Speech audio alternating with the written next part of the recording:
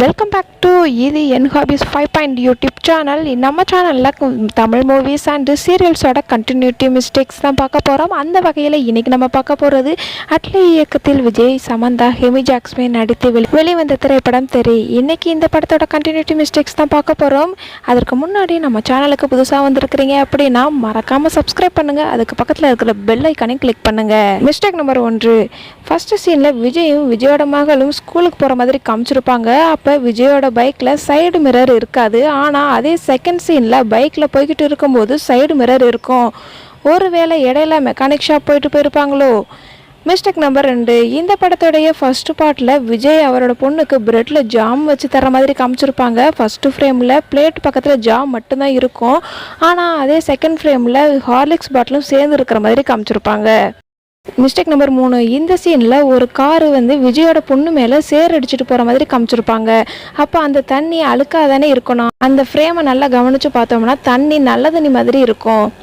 Mistake number 4, Jitu ஜில்லாடி சாங்கில் விஜய் ஜீப்பில் கால் வைக்கிற மாதிரி காமிச்சிருப்பாங்க. ஃபஸ்ட்டு ஃப்ரேமில் ஜீப்புக்கு நடுவில் கால் வச்சுருக்கிற மாதிரி இருக்கும். ஆனால் அதே செகண்ட் ஃப்ரேமில் சைடில் கால் வச்சுருக்கிற மாதிரி காமிச்சிருப்பாங்க.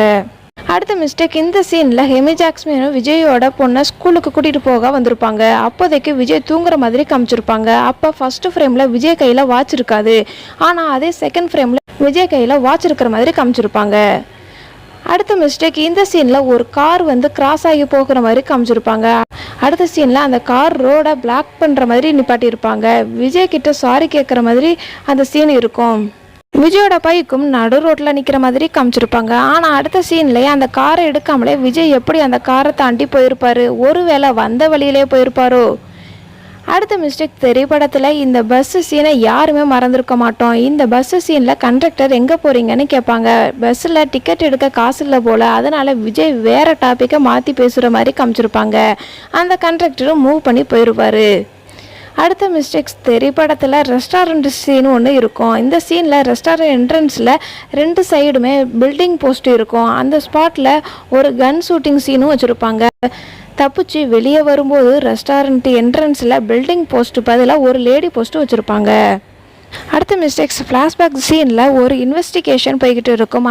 அதில் ராஜிங்கிற ஒரு பொண்ணு காணாமல் போன மாதிரி காமிச்சிருப்பாங்க. விஜய் ராஜியோட அப்பா கிட்ட எப்போ தொலைஞ்சு போனாங்கன்னு கேட்பாரு. அதுக்கு அவங்க அப்பா ஸ்மார்ட்டாக பதில் சொல்கிற மாதிரி 8/7/2010 புதன்கிழமைன்னு சொல்லியிருப்பார். ஆனால் 8/7/2010ங்கிறது புதன்கிழமை இருக்காது, வியாழக்கிழமையாக இருக்கும்.